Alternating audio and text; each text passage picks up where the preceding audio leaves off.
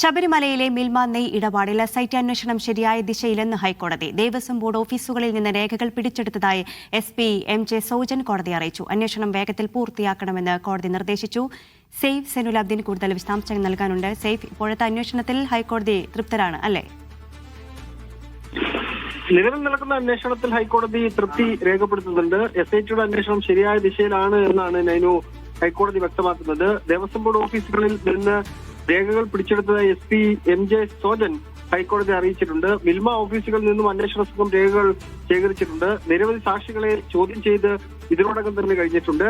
രേഖകളുടെ പരിശോധനയും സാക്ഷിയുടെ ചോദ്യം ചെയ്യലും എല്ലാം ഊർജിതമായിട്ട് നടക്കുകയാണ്.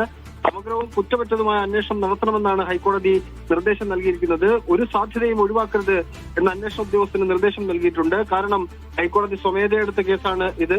510 രൂപയ്ക്കാണ് 1 ലിറ്റർ നെയ്യ് മിൽമയിൽ നിന്ന് വാങ്ങാൻ വേണ്ടിയുള്ള തീരുമാനമെടുത്തത്. 1,65,000 ലിറ്റർ നെയ്യാണ് അതുവഴി വാങ്ങിയത്. 2,27,00,000 രൂപയുടെ നഷ്ടം ഇതുവഴി ദേവസ്വം ബോർഡിന് ഉണ്ടായി എന്നുള്ളതാണ് പ്രാഥമിക നിഗമനം. അതുകൊണ്ട് ഒരു കുറ്റവാളികളും അതിനകത്ത് രക്ഷപ്പെടരുത് എന്നുള്ള നിർദ്ദേശം ഹൈക്കോടതി നൽകിയതിന്റെ അടിസ്ഥാനത്തിലാണ് അന്വേഷണം ആരംഭിച്ചത്. അതിൽ ഹൈക്കോടതി തൃപ്തി രേഖപ്പെടുത്തുകയാണ് നിലവിൽ ചെയ്തിരിക്കുന്നത്.